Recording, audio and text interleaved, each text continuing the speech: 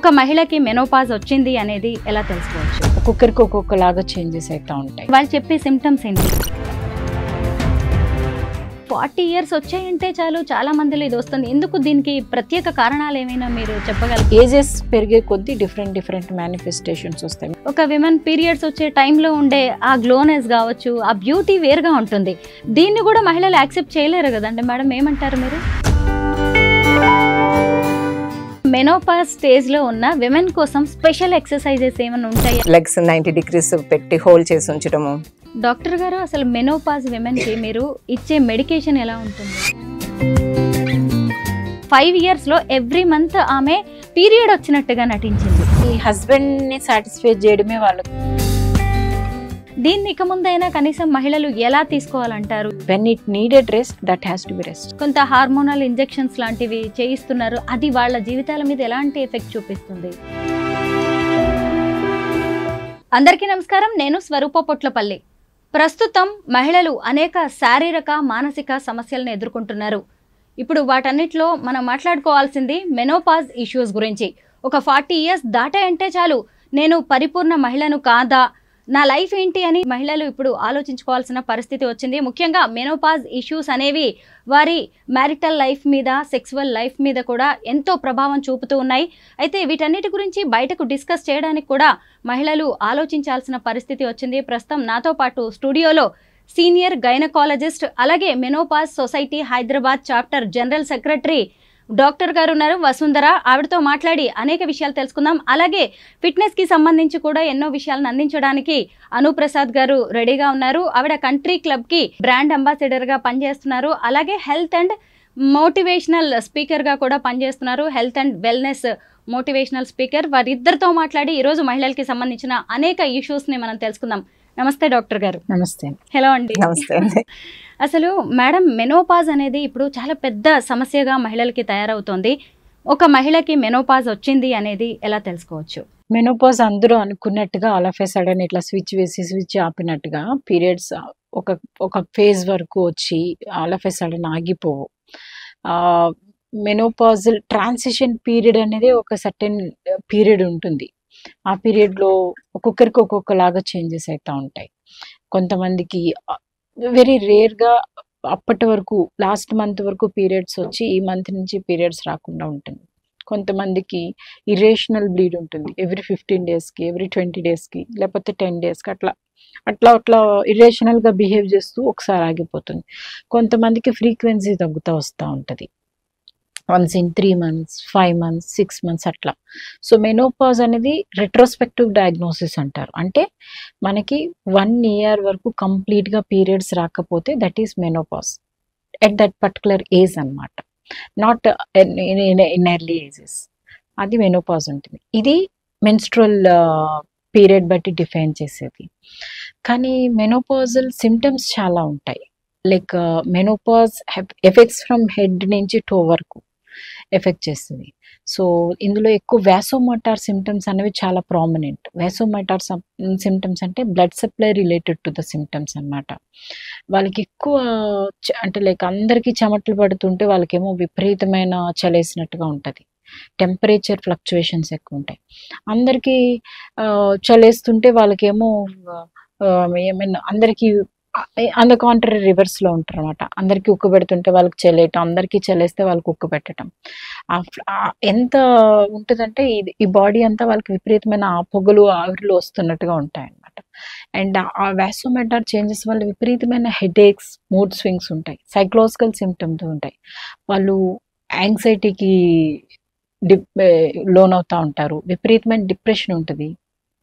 వాళ్ళకి all of a sudden without any reason some impending doom వచ్చేస్తుంది వాళ్ళకి. వాళ్ళు రేపే చచ్చిపోతామేమో, ఈరోజే చచ్చిపోతామేమో, అట్లాంటి డిప్రెషన్, సైకలాజికల్ బిహేవియర్స్ ఉంటాయి. అండ్ బాడీలో ఈ చేంజెస్ అన్నింటినీ కూడా తట్టుకునేదానికి ఈ సడన్ చేంజెస్ని వాళ్ళు సడన్గా యాక్సెప్ట్ చేయలేరు. అప్పటి వరకు నార్మల్ ఒక ఫేజ్లో వెళ్తున్న బాడీ ఎందుకు why it is becoming irrational అనేది వాళ్ళకి యాక్సెప్ట్ చేయరు. They feel that there is something happening inside their body which is not at all a normal thing and which can get settled అన్న విషయం వాళ్ళకి అర్థం కాదు. And genital symptoms, internal private part related symptoms వస్తూ ఉంటాయి. వాళ్ళకి విపరీతమైన విజనల్ dryness ఉంటుంది. యూరినరీ సిమ్టమ్స్ చాలా ఎక్కువ ఉంటాయి వాళ్ళకి. యూరినరీ సిమ్టమ్స్ లైక్ విపరీతమైన మంట, పాసింగ్ వైల్ పీయింగ్, వాళ్ళకి విపరీతమైన burning sensation, urinary tract infections ఫ్రీక్వెంట్గా వస్తూ ఉంటాయి. ఎందుకంటే hormones are the one which maintain our body system in a normal integrated manner. ఎప్పుడైతే హార్మోనల్ సప్లై తగ్గింది, ఈ వేసోమెటర్ డిస్టర్బెన్సెస్ ఎప్పుడైతే ఉన్నాయో వెజినల్ డ్రైనెస్ వచ్చేస్తుంది. Vaginal dryness and epithelial private part dryness వచ్చి invasion to the micro organisms, pathogenic organisms ఎక్కువ వచ్చి వాళ్ళు యూరినరీ ట్రాక్ట్ ఇన్ఫెక్షన్స్కి విపరీతమైన లోన్ అవుతూ ఉంటారనమాట. And at the same time sexual disturbances ఎక్కువ ఉంటాయి వాళ్ళకి. సెక్షువల్ డిస్టర్బెన్సెస్ ఏంటి అంటే వాళ్ళకి అప్పటి వరకు ఆ డిజైర్ అనేది చాలా వరకు చేంజ్ అయిపోతూ ఉంటుంది. అండ్ ఇన్ కేస్ వాళ్ళు if they participate in an intercourse, వాళ్ళకి dryness, burning sensation, you know dissatisfaction, ఆ పెయిన్, అవన్నీ చాలా డిస్కంఫర్ట్స్ వస్తూ ఉంటాయి. వాళ్ళు అర్థం చేసుకునే వాళ్ళకి as we're in the stage of menopause, it takes some time, it depends from body to body and these can be sorted out with seeking a medical aid అని అనుకుంటే పర్వాలేదు. కానీ those who do not understand that there is a phase called menopausal transition phase wherein our body behaves abnormal అని తెలియని వాళ్ళకి మాత్రం ఆ kind of a trauma ఉంటుంది అన్నమాట. అనుగారు, మీరు health and fitness trainer, motivator. అయితే మీ దగ్గరికి మెనోపాజ్ ఇష్యూస్తో ఎలా వస్తూ ఉంటారు మహిళలు? అంటే వాళ్ళు చెప్పే సిమ్టమ్స్ ఏంటి మీకు? మేడం చెప్పినట్టే సేమ్ వేడిగా ఆవిర్లు రావడం కానీ, సడన్గా గెయిన్ అవ్వడం కానీ, వెయిట్ గెయిన్ అవ్వడం కానీ, ఇలాంటివి అడుగుతూ ఉంటారు. అంటే పీరియడ్స్ రెగ్యులర్గా రావట్లేదు, లేకపోతే ఓవర్ బ్లీడింగ్ అవుతుంది అని అడుగుతూ ఉంటారు అనమాట. యాక్చువల్గా ఫస్ట్ ఎవరైనా సరే లేడీస్ ఒక మిడిల్ ఏజ్ వచ్చిన తర్వాత హార్మోనల్ బ్యాలెన్స్ అనేది జరుగుతుంది. వాళ్ళు తప్పకుండా ఇది న్యాచురల్గా జరిగే ప్రాసెస్. దీన్ని ప్రతి లేడీస్ కూడా అర్థం చేసుకుని దీన్ని యాక్సెప్ట్ చేస్తే ఏ ప్రాబ్లం ఉండదు ఫస్ట్ ఆఫ్ ఆల్. ఎందుకంటే దాని గురించి విపరీతంగా ఆలోచించి మెంటల్ టెన్షన్స్, ప్రెషర్స్ తీసుకుని ఇంకా హెల్త్ పాడు చేసుకునే కన్నా ఇది న్యాచురల్ ప్రాసెస్. ప్రతి లేడీ ఒక 45, 46 వచ్చిన తర్వాత ఫేస్ చేయాల్సిందే. దానికి మెంటల్గా మనం ప్రిపేర్ అయిపోతే ఏ ప్రాబ్లము ఉండదు. దీనికి ఫిట్నెస్లో కానీ, యోగాలో కానీ ఎలాంటివి మనం యాడ్ చేసుకుంటే దీని నుంచి కొంచెం మనం రిలీఫ్ పొందొచ్చు అనేది మేము చెప్తాము. అంటే యాక్చువల్గా ఒక ఈ మెనోపాజ్ స్టేజ్లో అయినా మనకి బోన్స్ వీక్ అవ్వడము ఇలాంటిది కూడా జరుగుతూ ఉంటుంది అనమాట. అంటే ఆ ఏజ్లో అంటే కాల్షియం అనేది ఎప్పుడు ఇంపార్టెంటే, బట్ ఆ మెనోపాజ్ స్టేజ్లో కాల్షియం అనేది మస్ట్ అండ్ షుడ్గా బోన్స్ వీక్ అవ్వకుండా తీసుకోవడం, అది అంటే డాక్టర్ సలహాతో తీసుకుంటారు, లేదా మేము డైట్లో ఎలాంటిది యాడ్ చేసుకోవచ్చు ఇవన్నీ చెప్తాం. మేడం అన్నట్టే మూడ్ స్వింగ్స్, చిన్నదానికి కోపం పడడం, అవి ఇంట్లో కూడా అర్థం చేసుకోవాలి హస్బెండ్ అయినా పిల్లలైనా ఒక ఈ స్టేజ్ వచ్చిన తర్వాత. So pre menopause, post menopause అంటే ఇప్పుడు 50 years తర్వాత 1 year పీరియడ్స్ ఆగిపోయి మళ్ళీ బ్లీడింగ్ ఏదన్నా చూపిస్తే దాన్ని పోస్ట్ మెనోపాజ్ అంటారు. ఇదంతా మెడికల్ ఇష్యూస్ కాబట్టి మేడం మాట్లాడతారు. డాక్టర్ గారు, ఇప్పుడు అసలు ప్రీ మెనోపాజ్ అనేది ఎక్కువగా వింటున్నాం.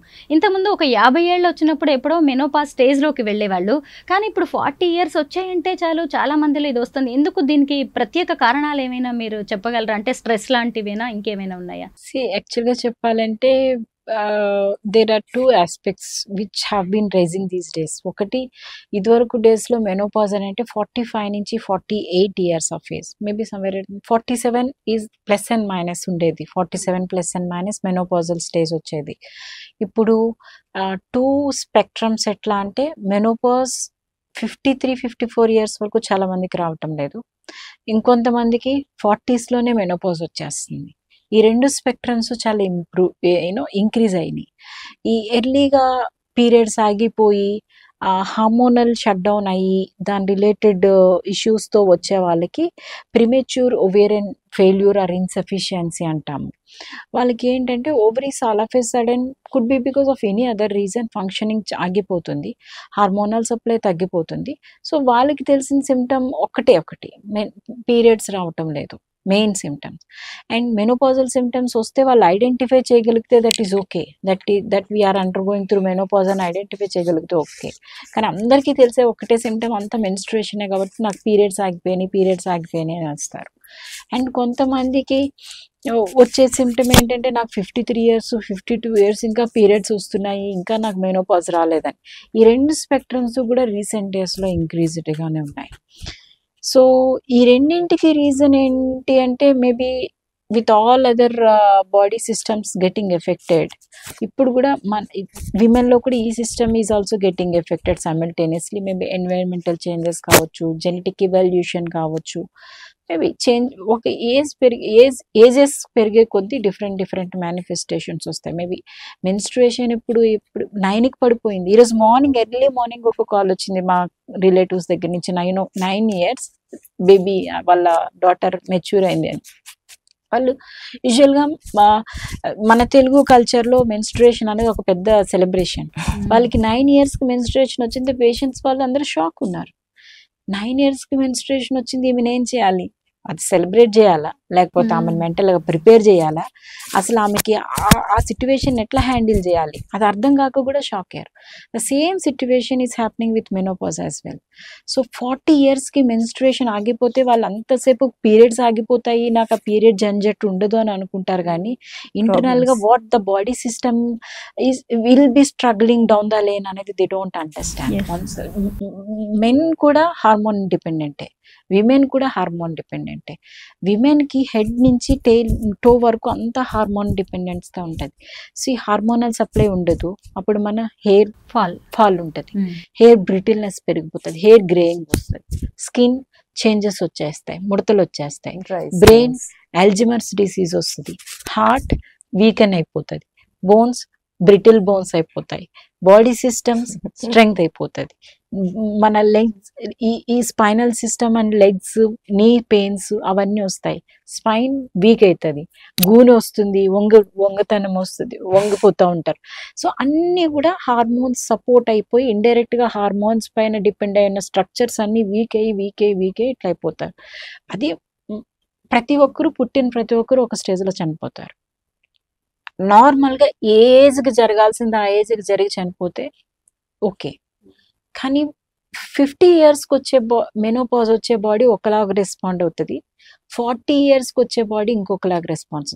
50 yearsకి వచ్చే డ్యామేజ్ ఏదైతే ఉందో దాని డ్యామేజ్ కన్నా 40 yearsకి వచ్చే 10 years డిఫరెన్సే ఉండొచ్చు కాక క్యాల్కులేట్ చేస్తే, కానీ ఎఫెక్ట్స్ మల్టిప్లికేషన్స్ ఉంటాయి.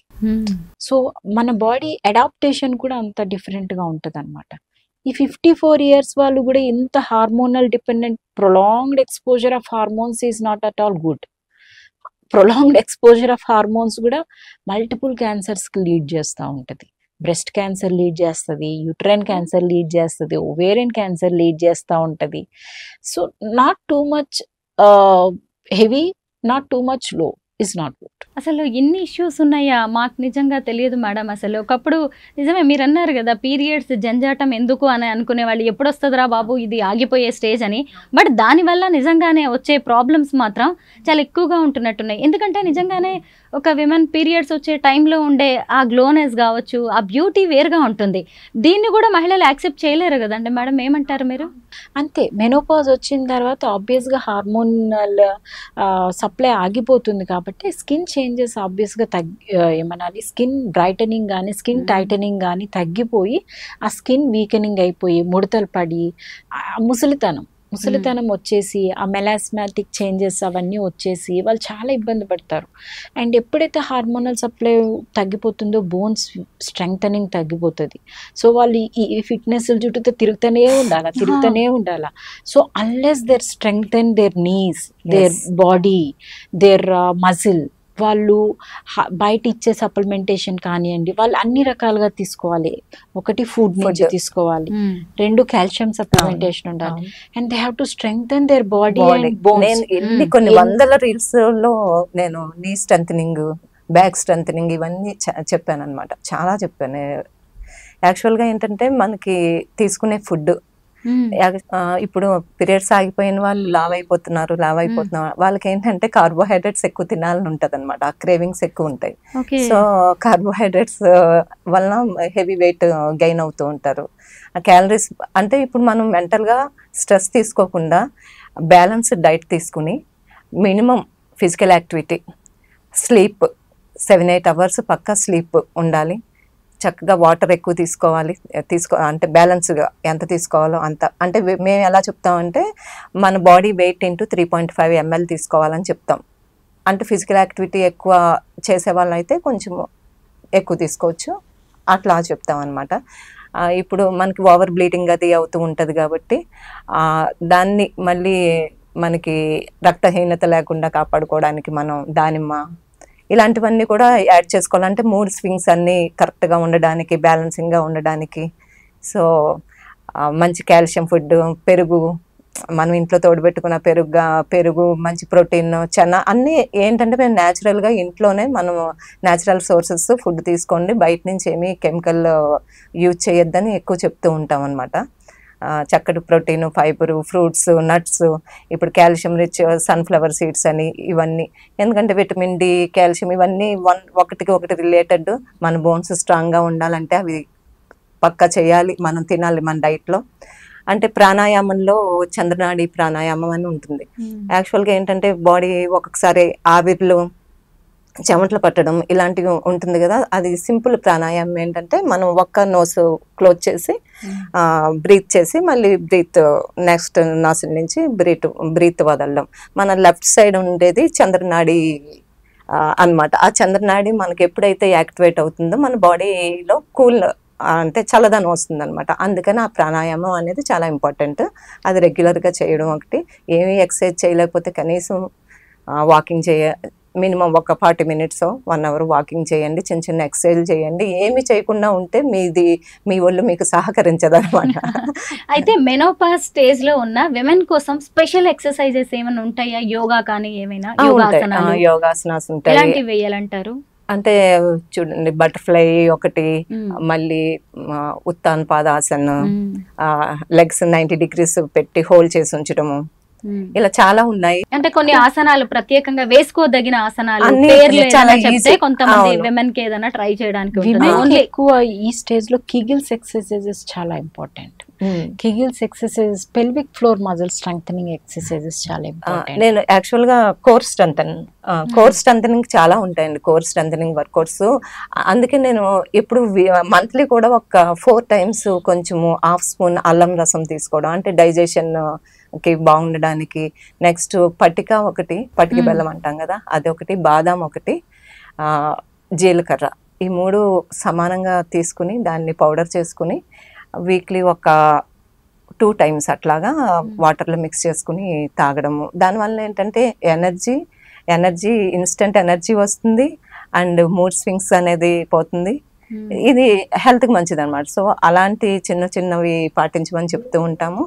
ఈ స్ట్రెచ్చింగ్స్ అనేవి ఎక్కువ చేయిస్తాం మేము, వర్కౌట్ తర్వాత స్ట్రెచ్చింగ్స్ అనేది చేయిస్తాము.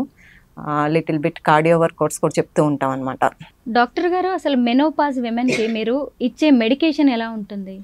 మెనోపాజ్ విమెన్కి ఎక్కువ ఈ హార్మోనల్ డిస్టర్బెన్సెస్ ఉంటాయి కదా, సో ఈ ట్రాన్సిషన్ పీరియడ్లో ఉన్న డిస్టర్బెన్సెస్ని మనం సింపుల్ ఐసోఫ్లేవిన్ రిచ్ మెడికేషన్స్తో ట్రీట్ చేయొచ్చు. వైటమిన్ సప్లిమెంటేషన్, ఐసోఫ్లేవిన్ రిలేటెడ్ అవన్నీ చేయొచ్చు, అది పెద్ద ప్రాబ్లం కాదు. కాకపోతే మనము ఇంకా బాగా సివియర్ సిమ్టమ్స్ వస్తాయి. కొంతమందికి విపరీతమైన ఈ స్వెట్సింగ్స్ వచ్చేస్తూ ఉంటాయి, స్లీప్లెస్నెస్ వస్తూ ఉంటుంది, వాళ్ళకి ఇంపెండింగ్ డూమ్ అయిపోతుందేమో, సివియర్ యాంగ్జైటీతో సఫర్ అయిపోతారు. అలాంటి వాళ్ళకి మాత్రం హార్మోనల్ రీప్లేస్మెంట్. మేడం, ఒక చిన్న డౌట్. యాక్చువల్ గా చాలా మంది ఇప్పుడు ఫేస్ చేస్తున్నారు థైరాయిడ్. 90% 80% లేడీస్ థైరాయిడ్ ప్రాబ్లం అనేది ఫేస్ చేస్తున్నారు. అది కూడా హార్మోనల్ ఇన్బ్యాలెన్స్ కదా, అది పీరియడ్స్ మీద ఏదైనా ఎఫెక్ట్ పడుతుంది? హైపోథైరాయిడిజం అండ్ హైపర్ థైరాయిడిజం రెండు కూడా పీరియడ్స్ మీద ఎఫెక్ట్ వస్తుంది, అదైతే డౌట్ లేదు. ఈ పర్టికులర్ మెనోపాజ్ వాళ్ళకి మాత్రం హార్మోనల్ రీప్లేస్మెంట్ థెరపీ అనేది అవసరం ఎప్పుడైతే వాళ్ళు ఇంత సిమ్టమ్స్ని స్ట్రగుల్ చేస్తున్నారో అప్పుడు హార్మోనల్ రీప్లేస్మెంట్ థెరపీ చేయటం అనేది చాలా అవసరం. హెచ్ఆర్టీ ఎవరికంటే వాళ్ళకి పెట్టేయలేము. హెచ్ఆర్టీ పెడితే దాని రిలేటెడ్ సైడ్ ఎఫెక్ట్స్ చాలా ఉంటాయి. హెచ్ఆర్టీలో ఎక్కువ యూస్ చేసేది మనం estrogen and progesterone. Estrogen and ప్రొజెస్ట్రాన్తో దాని కాంప్లికేషన్స్ వాటికి ఉంటాయి. Estrogen is the friendly hormone and estrogen simultaneously is an enemy. ఎట్లా అంటే అవి హార్ట్కి హెల్ప్ చేస్తుంది అండ్ బాడీ సిస్టమ్ మెయింటైన్ అవ్వడానికి హెల్ప్ చేస్తుంది. కానీ ఒక డోస్కి మించిన పెట్టాము అని అంటే కనుక అది బ్లడ్ క్లాటింగ్స్ వచ్చేస్తాయి. బ్లడ్ ఏమన్నా అది విస్కాసిటీ పెరిగిపోయి అవి క్లాట్స్ అయ్యి అది బ్రెయిన్లోకునో లేకపోతే హార్ట్లోకునో స్ట్రోక్స్ వచ్చేస్తాయి. అండ్ వీళ్ళు ఎక్కువ హైపర్ టెన్షన్కి లోనయ్యే ఛాన్సెస్ ఉంటాయి.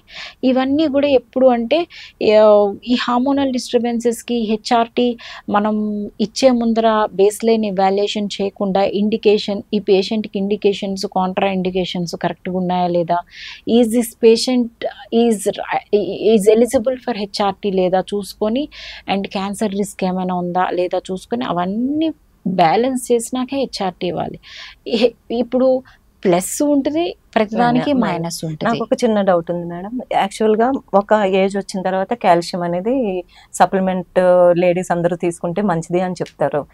అది ఒక 45 years వచ్చిన తర్వాత తీసుకుంటే మంచిది కాల్షియం కానీ విటమిన్ డి కానీ. విటమిన్ డి వీక్లీ వన్స్ మనం ఒక 3 months వేసుకుని ఆపేస్తాము. అది కాకుండా కాల్షియం అనేది మనం ఎన్ని మంత్స్ కంటిన్యూస్గా తీసుకోవాలంటారా లేకపోతే అది అవసరం లేదంటారా? కాల్షియం అనేది మనకి మీరు చెప్పినట్టుగా డైటరీ సోర్సెస్లో ఉన్న కాల్షియంని ఎంతవరకు మనం రిప్లెనిష్ చేస్తే అంతవరకు మంచిది. There are so many good sources of calcium. ఎన్ని చెప్తానండి నేను అసలు. నువ్వులు, పల్లీలు ఇలాంటివన్నీ. ఇప్పుడు సోయా ప్రొడక్ట్స్ కొంతమంది దాని వల్ల ఫైబ్రాయిడ్స్ వస్తున్నాయి అని. ఫైబ్రాయిడ్స్ నో, సోయా ప్రొడక్ట్స్ తో ఫైబ్రాయిడ్స్ వస్తాయని ఏం లేదు. But soya foods are very very digestion for isoflavone content. Menopausal women కి సోయా తీసుకోవద్దంటారు ఎక్కువ. సోయా రిచ్ ఫుడ్స్ అన్ని కూడా చాలా మంచిది మెనోపాజల్ విమెన్ కి. థైరాయిడ్ ఉన్న వాళ్ళు ఎక్కువ తీసుకోకూడదు అంటారు. సోయా మిల్క్ గానీ, ఈ సోయా టోఫు గానీ, ఇవన్నీ కూడా very very good sources of you know vitamins కానీ న్యూట్రియంట్స్ కానీ ఫర్ మెనోపాజల్ విమెన్. అండ్ మనం ప్రతిదీ డైట్లో ఎంతవరకు తీసుకుంటున్నా కానీ why is it not being absorbed అనేది కూడా చూసుకోవాలి. మన బాడీ మనం ఎంత మంచి ఫుడ్ తీసుకున్నా, మన యాక్టివిటీస్ బాగున్నా, స్టిల్ వీఆర్ సఫరింగ్ అంటే there is something underline cause which is hindering us. అది ఇప్పుడు లైఫ్ స్టైల్ కూడా డిపెండ్స్ కదా. గుడ్ లైఫ్ స్టైల్ ఉన్నది అంటే మనం తీసుకున్నవన్నీ వర్కౌట్ అవుతుంది. మనం ఇక్కడ ఇవి చేసి బయటకు వెళ్ళి స్మోకింగ్లు, డ్రింకింగ్లు, లేడీస్ కూడా మగవాళ్ళతో పోటీ పడి చేస్తున్నారు. సో ఇవన్నీ కూడా ఎఫెక్ట్ అవుతాయి కదా మేడం? ఇన్ ఆల్వేస్ సి కల్చర్ పెరిగే కొద్దీ జెండర్ ఈక్వాలిటీ కోసం స్ట్రగుల్ అవుతున్న, ఫైనాన్షియల్ గా జెండర్ ఈక్వాలిటీ, ఇందులో కూడా జెండర్ ఈక్వాలిటీ స్ట్రగుల్ అవుతున్న కొద్దీ దాని నుంచి అవుట్కమ్ బానే ఉంది, కాదని అనటం లేదు. But there are some mishaps happening here and there. అది వాళ్ళ కల్చర్ అనో లేకపోతే ఇంకేదో పేరనో ఇంకేదో అనో అనుకొని వాళ్ళు మేబీ రాంగ్ డైరెక్షన్ లోకి వెళ్ళటము. ఏదైనా ఫైనల్ గా బాడీకే కదా అల్టిమేట్ గా ఎఫెక్ట్ అయ్యి వాళ్ళు ఇబ్బంది పడి యూనో ఆ కాన్సిక్వెన్సెస్ తో డాక్టర్ల చుట్టూ తిరగటం అట్లా అయిపోతుంది. C everything it depends here. మనం ఏం చేయాలి అనేది మనకు వద్దు అనుకుంటే we have to draw a line where we have to stop. మనకి కావాలి అని అనుకుంటే ఎంతవరకు వెళ్ళాలి కూడా మనకు తెలియగలగాలి. And it all depends. ఏదైనా కానీ మన ఫుడ్ ఇంటేక్లో మనకి కావాల్సిన న్యూట్రియంట్స్ వస్తున్నాయా లేదా చూసుకోవాలి. In case if you have some kind of absorption deficiencies wherein మన ఫుడ్డే మనకు అన్నీ ఇవ్వలేదు అని అంటే డాక్టర్ ఒపీనియన్ తీసుకొని మనకి ఏది అవసరం, ఏది ఎంత క్వాంటిటీ అవసరం, డాక్టర్ అండ్ డైటీషియన్స్ ఇట్లాంటి గైడ్ చేసే వాళ్ళు చాలా మంది ఉంటారు. అండ్ మనకి ఇంటేక్ ఎంత ఇంపార్టెంట్, బాడీకి రెస్ట్ అనేది అనేది కూడా అంతే, ఇంపార్టెంట్. అంతే. 8 hours 7-8 hours mobiles night 10 o'clock close చేసి పక్కన పడేసి పడుకోవడం. నిజమే. రెస్ట్ అనేది మెయిన్ ఇంపార్టెంట్. Hmm. అది ఎక్కువ రోల్ చేస్తుంది రెస్ట్. ఎస్ డెఫినెట్ గా బాడీకి మనకి ఎంత రెస్ట్ కావాలో అంత ఇవ్వటము, అట్ ద సేమ్ టైం మనకి బాడీ స్ట్రెంగ్ చేసుకొని మన బాడీని మేము చెప్పేది కూడా, మేము వచ్చే లేడీస్ కి weight training, light weight training చెప్తాం అనమాట. ఎందుకంటే ఒక ఏజ్ వచ్చిన తర్వాత మన మజిల్ వీక్ అనేది, మన బోన్ డెన్సిటీ తగ్గిపోతూ ఉంటుంది, మన మజిల్ వీక్ అవుతూ ఉంటుంది అనమాట. మనకి వెయిట్ ట్రైనింగ్ అందుకే ఇంపార్టెంట్. ఒక మిడిల్ ఏజ్ వచ్చిన తర్వాత పక్క వెయిట్ ట్రైనింగ్ చేయడం వల్ల మనకి ఇంటర్నల్ గా స్ట్రెంత్ పెరుగుతుంది, బోన్స్ అవి మనకి ఎక్కువ. బోన్ స్ట్రెంగ్ ఎక్సర్సైజెస్ అన్నవి మ్యాండేటరీ ఒక ఏజ్ దాటిన తర్వాత. అప్పుడు లేకపోతే మనకి బాడీ హ్యాబిచ్యుయేట్ అయిపోయి, ఒక పోస్చర్ కి హ్యాబిచ్యుయేట్ అయిపోయి మనం ఇర్రెస్పాన్సివ్ టు ఈవెన్ మెడికేషన్ లాగా కూడా అయిపోతుంది. సో అన్ని రకాలు, ఎస్పెషల్లీ ఈ ఏజ్ విమెన్ కి పెల్విక్ ఫ్లోర్ మజిల్ స్ట్రెంగ్ ఇంపార్టెంట్. పెల్విక్ ఫ్లోర్ మజిల్స్ అని అంటే ఈ ఏజ్ పెరిగే కొద్ది మజిల్స్ వీక్ అయ్యి ఇంటర్నల్ స్ట్రక్చర్స్ ఏదైతే ఉంటుందో, యూట్రస్ కానీ బ్లాడర్ కానీ మన యానల్ స్ట్రక్చర్స్ కానీ అవి కిందకి జారిపోతాయి. కిందకి జారిపోయి ప్రొలాప్స్ అని, యూరినరీ ఇన్కాంటినెన్స్ అని, ఫికల్ ఇన్కాంటినెన్స్ అని ఈ ప్రాబ్లమ్స్తో వస్తూ ఉంటారు. సో ఈ ప్రాబ్లమ్స్ అంతవరకు వస్తున్నాము అని అంటే ఇన్హెరెంట్గా మనకు మజిల్ వీక్నెస్ ప్రాబ్లం ఉంది అని అంటే దాన్ని మనం ఏం చేయలేం. అది మనకి తెలియకుండా జరిగేది అని మనం ఏం చేయలేం. కానీ కొన్ని అందులోనే ఒక 60 to 65% ఆఫ్ ద కేసెస్ మన muscle strengthening, Kegels exercises, as if we breathe in and breathe out and holding urine, holding motion, కొన్ని ఆసనాస్ లో ఉంటాయి యూట్రస్ స్ట్రెంగ్థెనింగ్. దానికి ఈ ఎక్సర్సైజెస్ ప్రాక్టీస్ చేస్తే కనుక కంప్లీట్ గా మనం రెమెడీ చేయలేకపోవచ్చు, కానీ కొంతవరకు ఒక 70 to 80% స్ట్రెంగ్త్ అనేది ఇవ్వగలిగితే మిగిలింది డాక్టర్స్ ఏమైనా చేయగలిగితే దానికి ఇది డెఫినెట్ గా యాడ్ ఆన్ అవుతా ఉంటది అనమాట. ప్రతిదానికి మనం జిమ్ చుట్టూతో పరిగెట్టక్కర్లేదు, అన్ని దగ్గరికి మనం టైం, మనకు అన్ని ఫెసిలిటీస్ అందరికి అన్ని అవైలబుల్ గా ఉండవు. కొన్ని ఇంట్లోనే చేయొచ్చు. ఇప్పుడున్న ఈ సోషల్ మీడియా అవేర్నెస్ తో ఇంతమంది ఇన్ని అవేర్నెస్ క్రియేట్ చేస్తా ఉన్నారు.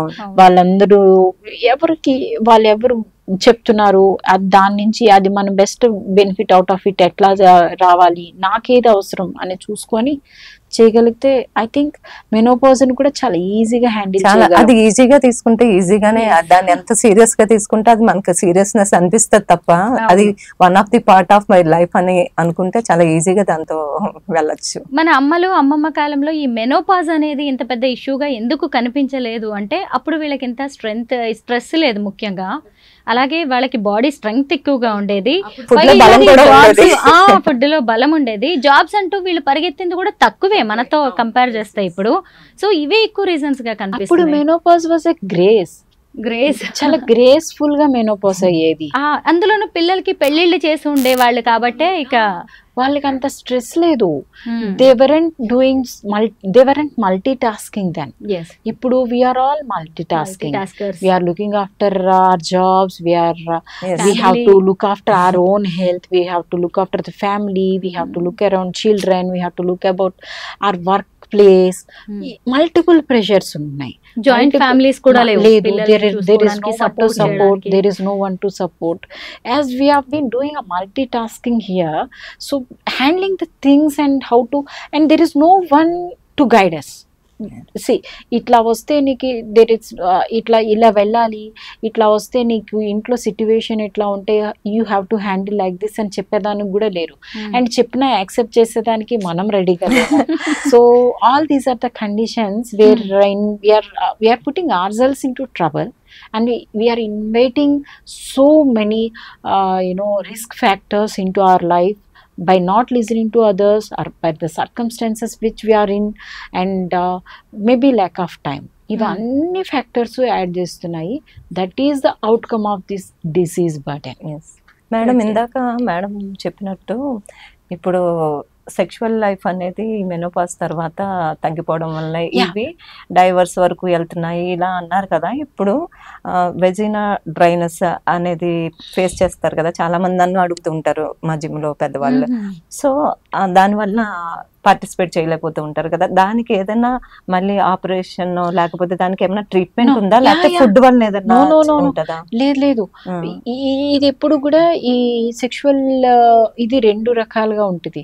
ఒకటి ఏంటంటే లాస్ ఆఫ్ లిబిడో, మనకి ఇంటర్కోర్స్ చేయాలన్న థాట్ కూడా తగ్గిపోతుంది, that is because of the hormonal changes. And second ఏంటంటే థాట్ ఉండి కూడా కంప్లీట్ వెజినల్ డ్రైనెస్ వల్ల వాళ్ళకి ఇంటర్కోర్స్ చాలా ఇబ్బందికరంగా అనిపిస్తుంది. సో వాళ్ళు భయపడిపోతారు. సో అప్పుడు ఈ హస్బెండ్ వైఫ్ కాన్ఫ్లిక్ట్స్ మొదలైతా ఉంటాయి అన్నమాట. సో మీరు అన్నట్టుగా అది డివోర్స్ వరకు వెళ్ళిందా, ఇంకేదో మల్టిపుల్ ట్రీట్మెంట్స్ ఉన్నాయి. So there are so many lubricants available, there are so many medication available, and at the same time PRPs and ఈ లేజర్ థెరపీస్ వచ్చేసాయి ఈ మధ్య కాలంలో. చాలా మంచి క్వశ్చన్ అడగాలనుకున్నాను. Thank you so much. చాలా మందికి ఈ లేజర్ ట్రీట్మెంట్ ఒకటి ఉంది ఈ సెక్షువల్ డిజార్డర్స్ కి అన్న విషయమే తెలీదు చాలా మందికి. And at the same time age పెరిగే కొద్దీ వెజనల్ ఆయిటస్ అంటారు, అది మన ఏమనాలి హైమన్ అన్నది చాలా లూజ్ గా ఉండి వాళ్ళకి సెక్షువల్ డిస్సాటిస్ఫాక్షన్ అని చాలా ఎక్కువ ఉంటది.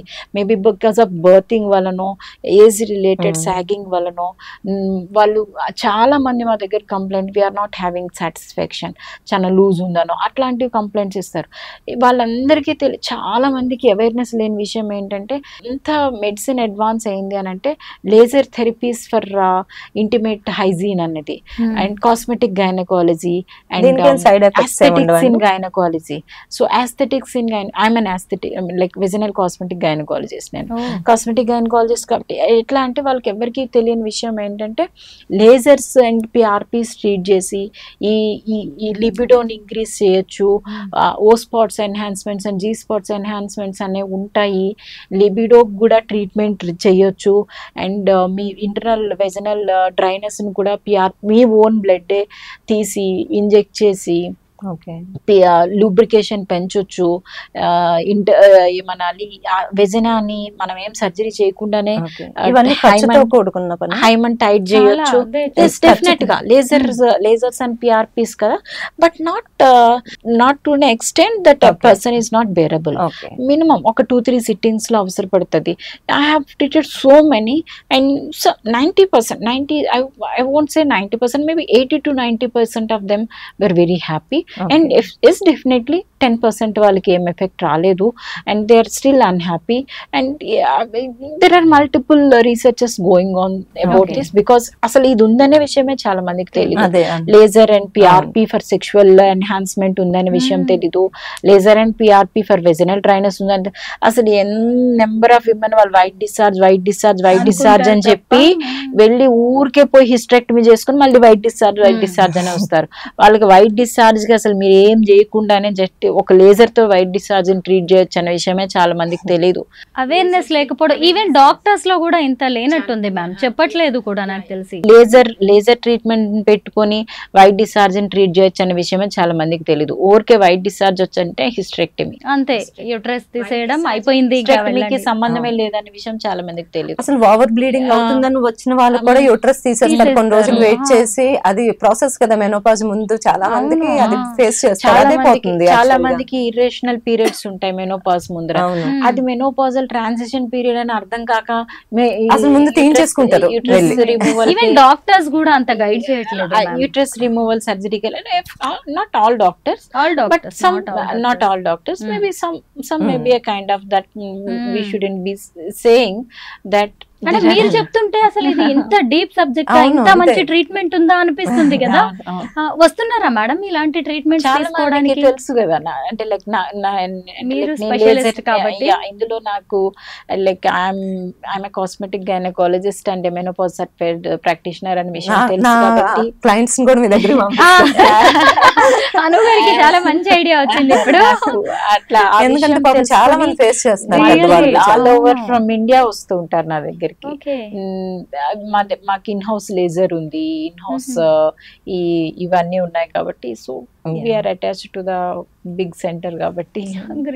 ఎందుకంటే ఇంత డీప్ సబ్జెక్ట్ మేము చెప్పాం, ఎలాంటి డైట్ తీసుకోవాలి, కాల్షియం పెరగడానికి, బోన్ స్ట్రెంథనింగ్ కోసం అని రెస్ట్ తీసుకోవాలి, ఫిజియోథెరపీ చేయించుకోండి మరి ఎక్కువైతే స్ట్రెచ్చింగ్స్, ఇలాంటివన్నీ ఈ సబ్జెక్టే చెప్తూ ఉంటాం కానీ ఇంత సైన్స్ మాకు తెలియదు. తెలీదు నిజంగానే. అసలు వింటుంటేనే మేడం చాలా ఇంట్రెస్టింగ్ గా అనిపిస్తుంది.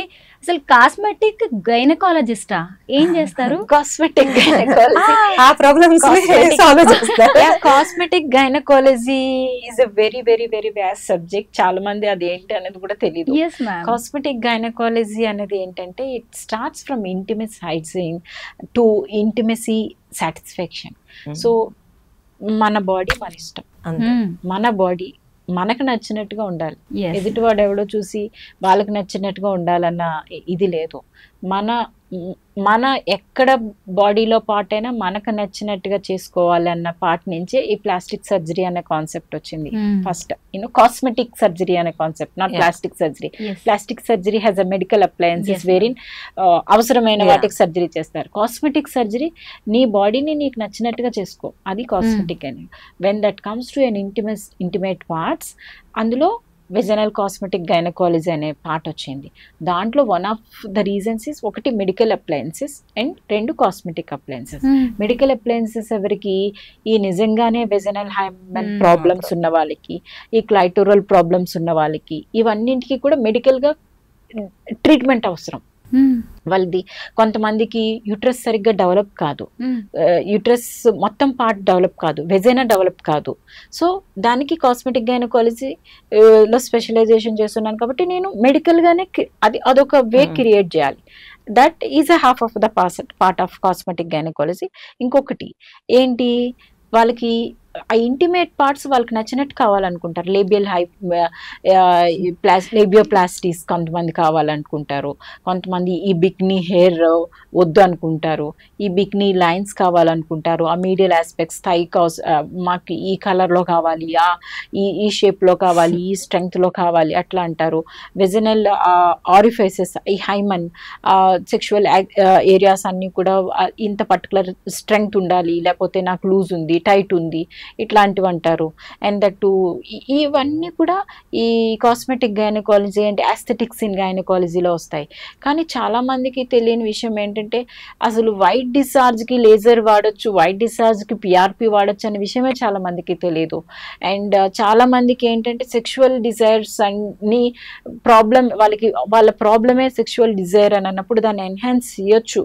మీకు దానికి కూడా ట్రీట్మెంట్ ఉంది. It is not all about your brain, that can be done something onto your vagina that even can stimulate your body అనేది కూడా చాలా మందికి తెలియదు. So maybe lack of awareness. కానీ blessed person as I'm attached to a big platform wherein మా దగ్గరకు వచ్చే వాళ్ళు కూడా well educated and అంతా చదువుకొని like whom should I contact, if my problem is this and who is the right person అని అన్ని కనుక్కొని వస్తారు కాబట్టి so we get international patients, especially the African country people కి వాళ్ళకి different ఈ రిచువల్స్ ఉంటాయి. వాళ్ళని చూడాలి, వాళ్ళ బాధలు చూడాలి. అసలు వాళ్ళకి మొత్తం లేబియోప్లాస్టీ లాగా ఉంటుంది. వాళ్ళకి యూరిన్ పోసే ఓపెనింగ్ తప్ప ఇంకేం ఉండదు. జెనిటల్ మ్యూటిలేషన్స్ అనేది ఒక పెద్ద రిచువల్. వాళ్ళకి లోకల్గా ఆఫ్రికన్ కంట్రీస్లో వాళ్ళల్లో ఏదేదో చేసేస్తూ ఉంటారు జెనిటల్ ఏరియాస్లో. వాళ్ళకి ఇప్పటికిప్పుడు అవేర్నెస్ వచ్చి ఇప్పటికిప్పుడు ఎడ్యుకేషన్ పెరిగి సోషల్ మీడియా అవేర్నెస్ లేకపోతే తెలుసుకొని వాళ్ళ దగ్గరికి వస్తే వాళ్ళని చూస్తే బాధేస్తూ ఉంటుంది. వాళ్ళ ఎల్డర్స్ వాళ్ళకి ఏమేమి చేసినారు, వాళ్ళకి వెజినల్ ఓపెనింగ్ ఉండదు, వాళ్ళకి మొత్తం లేబియాస్ అన్ని మొత్తం ఫ్యూజ్ అయిపోయి ఉంటాయి. ఓన్లీ యూరిన్ ఓపెనింగ్ తప్ప ఇంకేం పెట్టరు. వాళ్ళకి పుట్టిన పిల్లలు ఒక 1 year నుంచి స్టార్ట్ చేస్తూ ఉంటారు ఆ మ్యూటిలేషన్ సర్జరీస్. ఏవేవో కట్ చేస్తుంటారు, ఏవేవో పెట్టేస్తుంటారు. ఇట్లాంటివి మనకు తెలియని ప్రపంచం చాలా ఉంటుంది. సో అందుకని అలాంటి మేబీ అవన్నీ మాకు మెడికల్ గా తెలుసు కాబట్టి we have to specialize in some aspects because I go to different countries, like I go to Zambia, I go to Africa, I go to Sri Lanka. So I'm a visiting consultant there. So I may hire officials ki ekkade mana surgeries cheyalante veltam ma Kims hospital nunchi. So there I see a lot of patients wherein they struggle and they have been struggling. ఈ medical tourism కూడా ఒకటి వచ్చి awareness పెరగటము అవన్నీ చేయటం. So and of course there has to be so much of awareness.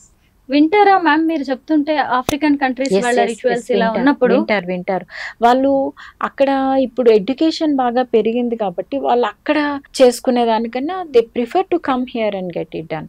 So అందుకనే మాకు African అంటే వాళ్ళకి చిన్నప్పటి నుంచి అలాంటి సర్జరీస్ చేయడం వల్ల వాళ్ళు అంతే. కాకపోతే బై బర్త్ మన ఇండియన్స్ లాగే కదా, బై బర్త్ అంతా అందరూ దేవుడి వాళ్ళు సృష్టి అంతా క్లోజ్ ఒకటే కదా. చేసేస్తారు. అంటే ఒక ఏజ్ తర్వాతే వాళ్ళు ఇంటర్ కోర్స్ కి వెళ్ళాలి అనే అట్లాంటి రిచువల్స్ ఉంటాయి. పాపం చాలా సఫర్ అవుతా ఉంటారు. అండ్ అంతే వాళ్ళ రిచువల్స్ వాళ్ళకు ఉంటాయి, మన దాంట్లో అంతే. మన దగ్గర కూడా కొన్ని కమ్యూనిటీస్ లో ఇలాంటిది నేను విన్నాను. ఓకే. కానీ Indians లో ఏదైనా కానీ లైక్ ఏంటి అంటే మనం ఎంతవరకు సైన్స్ ని అప్లై చేయగలము, ఎంతవరకు మన ఏం పెట్టగలము, మెనోపాజ్ ఏంటి, జెనటల్ హెల్త్ ఏంటి, మన బోన్ హెల్త్ ఏంటి, మనం ఇప్పుడు ఏ రకంగా ట్రీట్మెంట్ తీసుకోవాలి, అసలు మనకి ఎవరు ట్రీట్ చేస్తారు, అవన్నీ తెలుసుకోవడం ఇంపార్టెంట్. అండ్ మెనోపాజ్ వచ్చినంత మాత్రాన వాళ్ళకి లైఫ్ అయిపోయినట్టు కాదు. మెనోపాజ్ ని చాలా ఈజీగా తీసుకోవాలి, చాలా యూనో చాలా గ్రేస్ఫుల్ గానే మనం ట్రావెల్ చేయొచ్చు ఆ journey. If it is not happening, so there are so many who can help us. Ma'am అసలు ఈ రోజు ఈ డిస్కషన్ పెట్టడానికి మీ ఇద్దరితో కూడా రీజన్ ఏంటంటే, నేను ఒక ఆర్టికల్ చదివాను. ఏంటి మెనోపాజ్ అంటే ఆడవాళ్ళు ఇంత భయపడతారా, ఇలాంటి సిచ్యువేషన్ ఉందా అని అనిపించింది. నేను అది చిన్నది ఒక ఎగ్జాంపుల్ చెప్తాను. ఒక నార్త్ ఇండియన్ మహిళ అనమాట, తనకి మెనోపాజ్ వచ్చింది అని చెప్పడానికి హస్బెండ్కి 5 ఏళ్ళు ఆమె ఆలోచించింది. 5 ఏళ్ళు ఆమె మెనోపాజ్ని తన హస్బెండ్ దగ్గర దాచింది. ఎందుకు అంటే తన హస్బెండ్ ఎక్కడ తనని ఒక మహిళగా ఇలాగా ఇంటర్ కోర్స్కి నువ్వు పనికిరావని ఎక్కడ తనని రిజెక్ట్ చేస్తాడో, ఎక్కడ తను ఇష్టపడడో, వేరే మహిళల వైపు ఎక్కడ వెళ్తాడో మెనోపాజ్ అని చెప్తే అనే భయంతో. ఇంకొకటి ఏంటంటే ఇలాగ 5 yearsలో ఎవ్రీ మంత్ ఆమె పీరియడ్ వచ్చినట్టుగా నటించింది సొంత భర్త దగ్గర. అంటే ఎంత భయం ఉంటే మెనోపాజ్ పట్ల కానీ హస్బెండ్ దూరం అవుతాడు అని అనిపిస్తే ఇలా చేసి ఉంటుంది మేడం. అవును, అంటే లైక్ ఎస్పెషల్లీ కొన్ని ఏరియాస్ ఆఫ్ మేబీ అది నార్త్ ఇండియా అనుకోవచ్చు, మన దగ్గర అనుకోవచ్చు, ఈ వాళ్ళు తీసుకునే దాన్ని బట్టి ఎంపవర్మెంట్ ఉండదు. ఈ విమెన్ ఆర్ స్టిల్ డిపెండెంట్.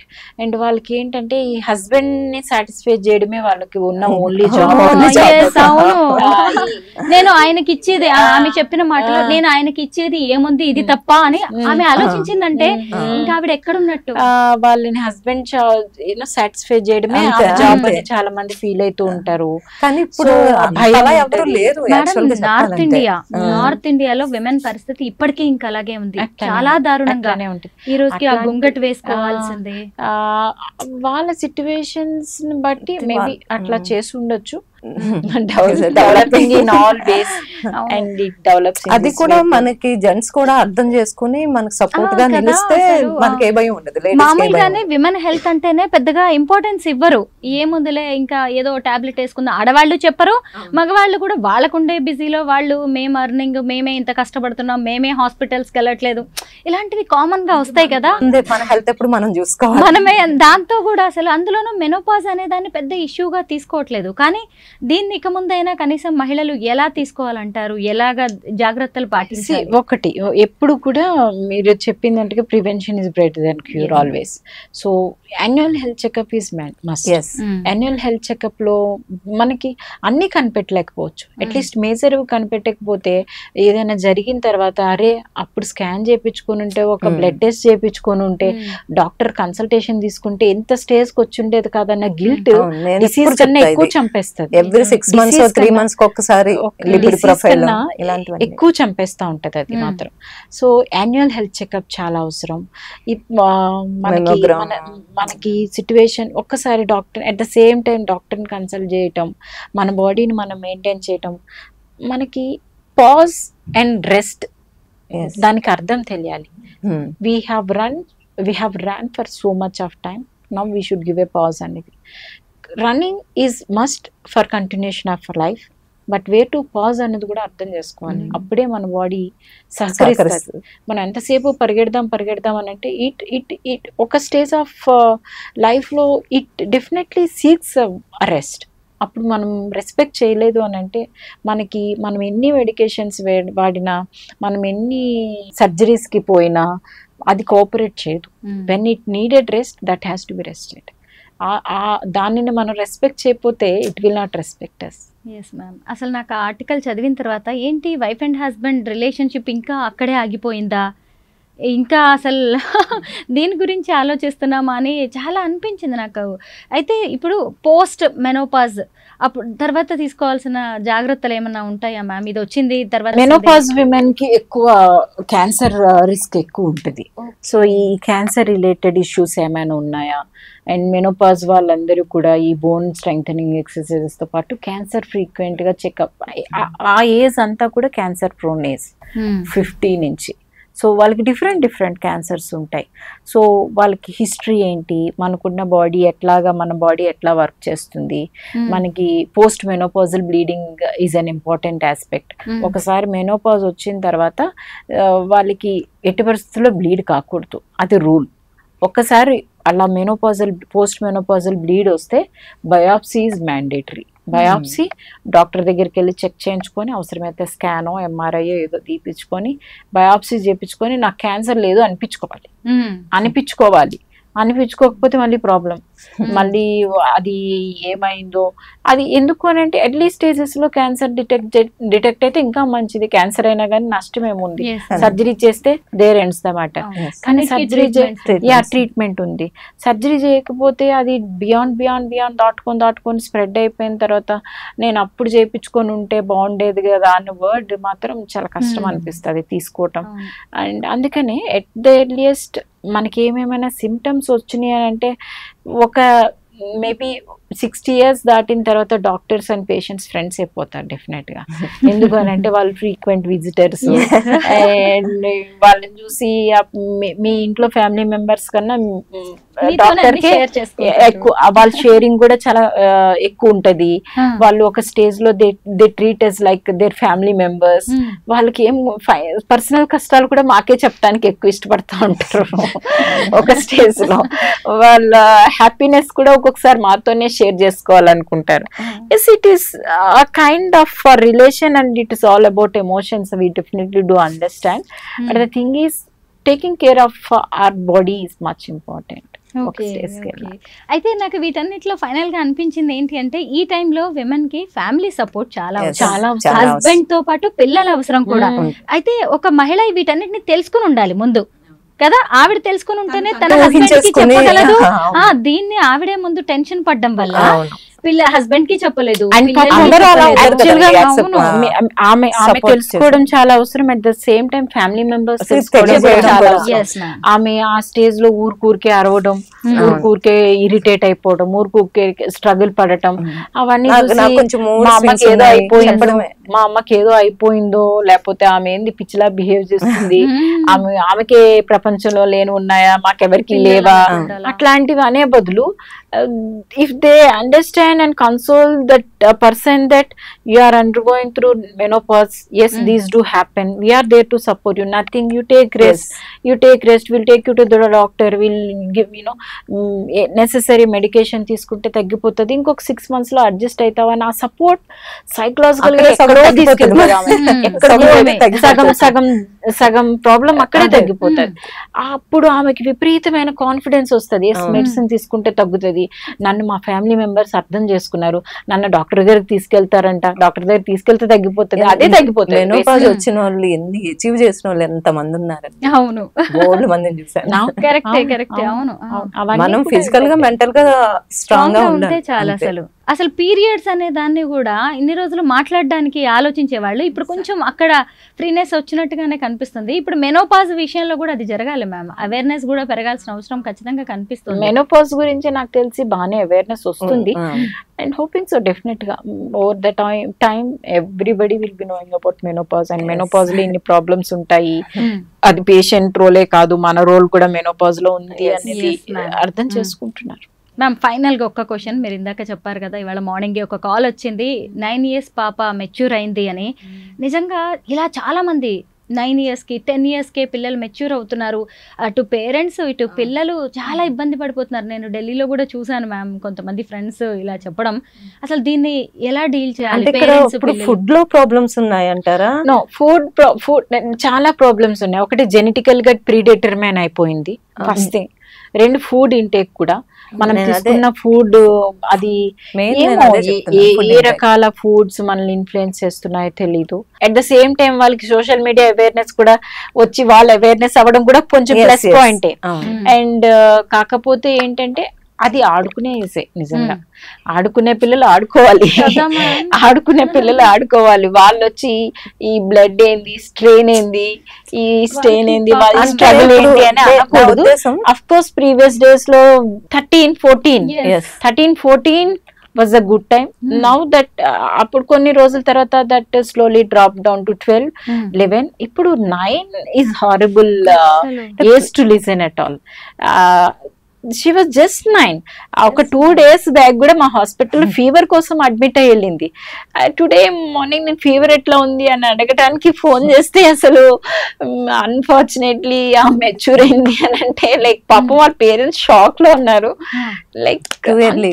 అంతే అంతే టూ ఎర్లీ. అయితే ఈ మ్యామ్ ఈ ప్రీ మెచ్యూర్ ని ఆపడానికి కూడా కొన్ని మెడికేషన్ అయితే ఏం లేదు. మెడికేషన్ అంటే అయితే పిల్లల్లో మార్పులు గమనించగానే కొంత hormonal changes no, we cannot put them on hormones, but the thing is from the beginning maintaining them in a good health and giving them a good nutrition is parents కొంచెం శ్రద్ధ తీసుకుని పిల్లల food విషయంలో all of food విషయంలో అంటే family కానీ cinema modelling రంగాలకు వచ్చినప్పుడు కూడా మ్యామ్ చిన్న పిల్లల్ని పెద్దవాళ్ళగా చూపించడానికి కూడా కొంత హార్మోనల్ ఇంజెక్షన్స్ లాంటివి చేయిస్తున్నారు. అది వాళ్ళ జీవితాల మీద ఎలాంటి ఎఫెక్ట్ చూపిస్తుంది? irrational గా బిహేవ్ చేస్తే ప్రకృతికి విరుద్ధంగా వెళ్ళేది ఏదైనా దాని harmful. సైడ్ ఎఫెక్ట్స్ వాళ్ళు ఫేస్ చేస్తారు. ఖచ్చితంగా. అది చెప్పరు మనకి. వాళ్ళు ఎంతసేపు మా అమ్మాయి ఇంత బ్యూటిఫుల్ గా కనిపిస్తుంది అని చెప్తారు, కానీ వాళ్ళ అమ్మాయి ఏం సఫర్ అవుతుందో వాళ్ళు మాత్రమే Yes, yes. తెలుస్తారు. కరెక్టే ma'am. It is not advisable to those kind of activities, but we should always respect nature and God. Whatever God gives us, we should respect and accept. దానికి తగ్గట్టుగా మనం న్యాచురల్ చేయాలి. And traditional food ఇంట్లో హాయిగా వండుకుని తిని minimum work out, balance diet, అవును. చక్కటి స్లీప్, రెస్ట్, Yes, ఇవన్నీ కూడా ఇవి మనకి చాలు. yes, మనకు కౌంట్ అవుతాయి ఎవ్రీ హ్యూమన్ కి. ఫైనల్ గా ఏమనిపిస్తుంది అంటే పీరియడ్ అనేది కర్స్ కాదు, బ్లెస్సింగ్. ఈ 3-4 days బాధ భరిస్తే చాలు. మనం ఇంకా ఆ తర్వాత అమ్మో మెనోపాజ్ తర్వాత ఇష్యూస్, ప్రీ మెనోపాజ్ ఇష్యూస్ మీరు చెప్తుంటే లేదు లేదు ఇదే బాగున్నట్టుంది. అంటే మంచి ఎంజాయ్ చేయాలి అనేది మాత్రం మేడం మీ విషయంలో మీరు చెప్పిందని బట్టి నాకు అర్థమైంది. అంటే డిసిప్లిన్ లైఫ్ స్టైల్ ఉంటే ఆఫ్టర్ మెనోపాజ్ కూడా లైఫ్ ని Enjoy చక్కగా లీడ్ చేయొచ్చు. చేయొచ్చు. డిసిప్లిన్ ఇస్ కాకపోతే ఇంపార్టెంట్. అవునవును అంటే కొన్ని ఇష్యూస్ రావచ్చు, మనం ఎంత జాగ్రత్తలు తీసుకున్నా వాటిని ఆపలేమేమో మనము. అవి చెకప్ మన బాడీ లాంటిది కావచ్చు, అంటే ప్రివెన్షన్ కండిషన్ కూడా ఉంటుంది. అవును, అవును. ఆ టైంకి దాన్ని యాక్సెప్ట్ చేయగలగడం అనేది చిన్న విషయం లాగా లేదు. మొత్తానికి నాకు మాత్రం చాలా మంచి అవేర్నెస్ వచ్చింది. నాకు అందరి సంగతి ఏమో కానీ నేను ఇంకొంతమందికి చెప్పడానికి ఎవరికైనా. Thank you so much ma'am. Thank you. మేము అడగగానే మా స్టూడియోకి వచ్చారు, మీరు చాలా బిజీగా ఉన్నారు. మ్యామ్ చూసారా హాస్పిటల్ నుంచి అలాగే పాపం అలా ఫోన్స్ వస్తూ ఉన్నాయి. ఫోన్స్ వస్తూనే ఉన్నాయి. మేడం టెన్షన్ వేరుగా ఉంది. థ్యాంక్ యూ అనూజీ, మీకు కూడా థ్యాంక్ యూ సో మచ్.